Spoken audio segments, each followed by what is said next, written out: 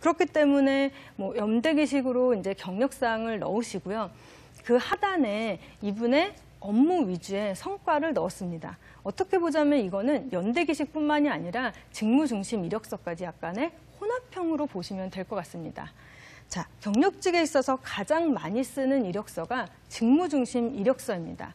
지금 이분의 이력서 내부적으로 좀 세부적으로 살펴보면 이분은 경력 요약도 작성을 하셨고요. 그 밑단에 성취 업적 분석을 통해서 업무 성과를 작성하셨습니다. 자, 이분은 브랜드 관리 임원급을 희망을 하셨고요. 그 해외에서 유학을 마치고 해외에서 주로 근무를 하시다가 외국계 업체에 취업을 하셔서 국내에서 6년간 근무를 하셨습니다. 경력 요약이 10줄 이내로 지금 작성이 되어 있는데요. 그 내용의 안에 세부 내용을 살펴보면 대체적으로 브랜드 쪽이니까 국내의 큰 백화점에 론칭한 것들 혹은 수주를 통해서 매출액을 얼마나 끌어올렸는지에 대한 내용들을 작성해 놓았습니다.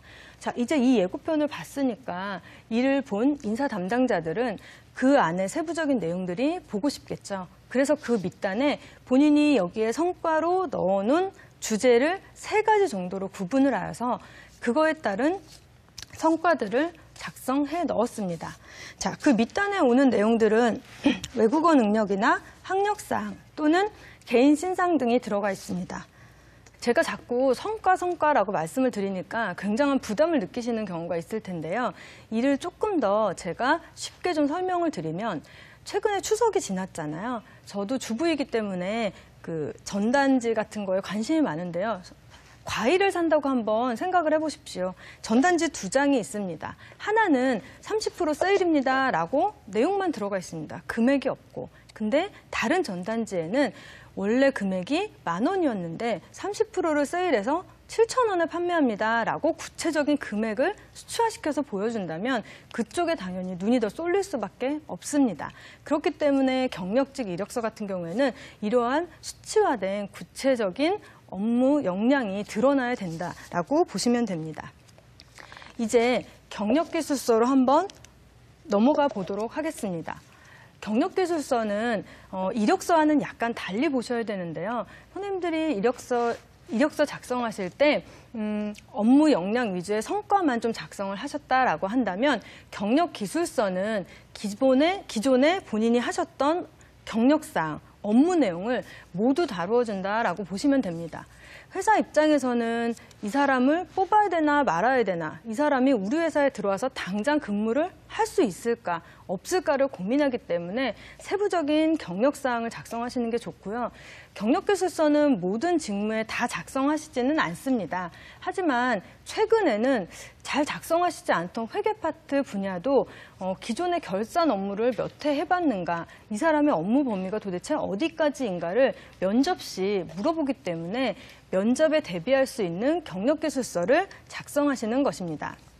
제가 컨설팅 해드린 분 같은 경우에는 디자인 쪽에서 근무를 하셨습니다. 그래서 이분 같은 경우에는 이력서와 경력기술서와 자기소개서가 필수 조건으로 들어가 있었는데요. 경력기술서를 그냥 문서로 작성하시지 않으셨습니다. 업무 자체가 디자인 쪽이었기 때문에 시각화해서 보여주는 것이 좋겠다라는 생각을 가지셨고 PPT로 본인이 디자인한 그 제품의 내용을 좀 넣으셨습니다. 제품을 넣으시고 이 제품에 대한 설명을 좀 넣으신 후에 얼마나 판매량이 높았는가에 대해서 어필을 한 후 이 경력기술서를 제출을 하셨고 결국에는 이제 취업을 하신 케이스였습니다. 자, 이처럼 경력기술서는 꼭 일정한 양식은 없지만 본인의 업무에 적합한 형태가 어떤 것인가에 대해서 좀 고민을 해보신 후에 작성하시면 좋겠습니다. 자, 마지막으로 자기소개서 작성법에 대해서 한번 알아보겠습니다. 일반적으로 자기소개서 작성법을 가장 좀 어려워하십니다. 그 이유가 자기소개서는 일정한 형식이나 양식이 없기 때문입니다. 그런데 이렇게 바꿔서 생각해 보시면 어떨까요? 앞단에 이력서나 경력기술서 같은 경우에 아주 압축된 본인의 경력사항이나 업무 중심 내용만 작성하실 수 있습니다. 하지만 자기소개서는 이 업무나 경력사항 밑바탕에 나의 어떠한 그 장점들이나 강점들이 발휘돼서 이러한 성과를 냈는지 그 행동에 대한 세부적인 사항을 서술형으로 좀 풀었을 수 있는 도화지다라고 생각을 하시면 조금 더 편안하게 접근하실 수 있습니다. 자기소개서를 작성하실 때 그 기본적인 틀을 좀 가지고 가시면 좋을 텐데요. 자, 자기소개서의 일반적인 구성 요소는 본인의 성장 과정, 혹은 성격의 장단점, 혹은 경력직이기 때문에 경력상, 비전 및 포부, 큰 틀로 이렇게 한 4가지를 구성을 한번 해보십시오. 그 이후에 내가 작성하고자 하는 그 내용을 포함해서 넣으시면 좋고요. 성장 과정은 어떻습니까? 일반적으로 이렇게 한번 생각을 해보시면 대체적으로 어디에서 태어나서 어떤 부모님 밑에서 어떻게 자랐고 초등학교, 중학교, 고등학교, 기타 등등 이런 내용들을 많이 작성을 하시죠. 그런 내용들은 경력직에게는 좀 적합하지 않다고 보고요.